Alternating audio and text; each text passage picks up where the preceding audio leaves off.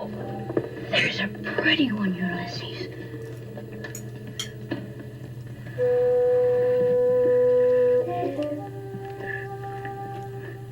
There it is.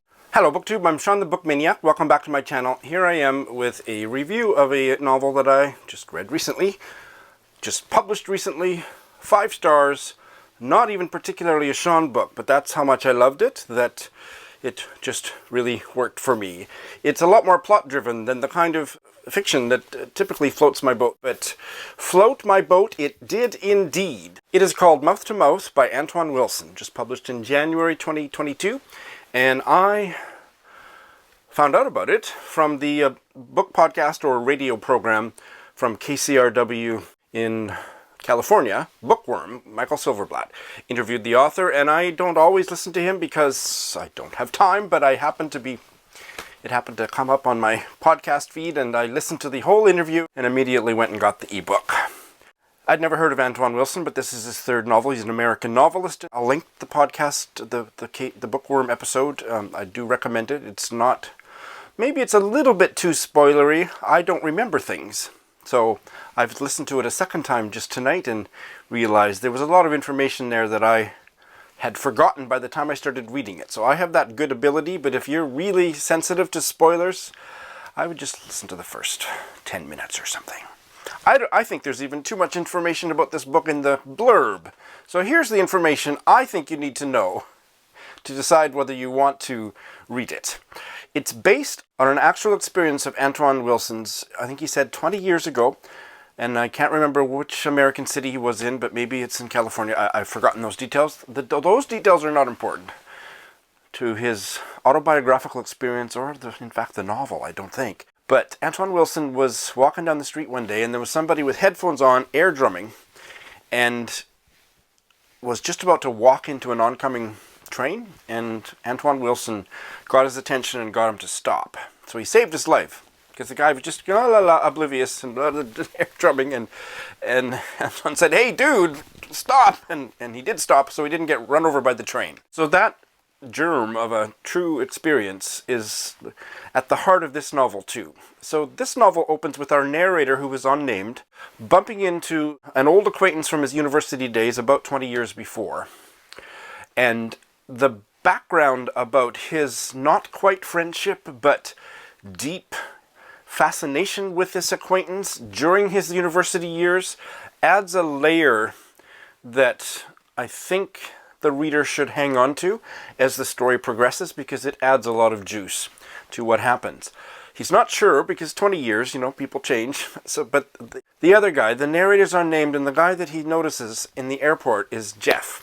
And Jeff recognizes him too, and takes him into the luxurious business class lounge, where Jeff proceeds to get shit-faced and tell him a really important story of him saving a guy's life.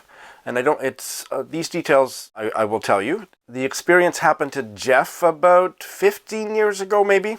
So he'd been out of college about that long, and he had just had his heart broken, and was walking along the beach one night and saw somebody drowning, and went out and dragged them in and gave the guy mouth to mouth and saved his life. And then he just got so curious, because he was at a place in his life where, he just was brokenhearted, no direction, not sure which end was up. And he got quite obsessed with the man whose life he saved. So he went back to the paramedics and found out the guy's name, and then started Googling him. Francis Arsenault, in the world of this novel, a famous art dealer. And then I'm not going to give any more details other than to say that he then insinuates himself into Francis's life. And Francis doesn't seem to recognize him. And Jeff gets right into the center of his life. And there's more details than that in the synopsis, but I don't think you need to know those. So if you want to know more of those details, you can read the synopsis. But I think that's enough for how I want to proceed with my review, which is that there is a tension set up between the two narrative points of view. One is a present time in the airport lounge, what Jeff tells him, and what our narrator asks, or what his comments on as Jeff is narrating this long story while having drink after drink. And there is a tension, and I don't mean a tension of animosity, but there is a tension of disbelief or incredulity, and I think also an unexpressed energy that goes back to the unusual fascination he had with Jeff 20 years ago. That all of that is just ricocheting back and forth between the sentences of those chapters. But then I think it's usually alternate chapters. The next chapter is more of a close third-person narrative where a greater expanse of time within Jeff's experience with the man whose life he saved, Francis the art dealer, gets narrated. And there's a tension between those two narrative points of view. So there's tension, it's kind of like a violin string. There's a kind of a vibration to the way the story is told that it's so propulsive. Very short chapters, and some people say it's a thriller, and I don't like genre fictions, and I'm going to side with Michael Silverblatt, who also doesn't like genre fiction, and say that it's much more than just mere genre fiction. There's something very literary and deep. Can I say that word? Connection with me? But there's something more profound about it, because you, as the reader, are seeing the narrator's skepticism or doubt or impatience, like, get on with the story, come on, do you really need another drink, like, what, and suspiciousness and intrigue. He's deeply intrigued by the story, but you are drawn into that, and you are continuously, as the reader, deciding do you side with the skepticism, the momentary skepticism of the interlocutor, the narrator, or do you believe what Jeff is telling him?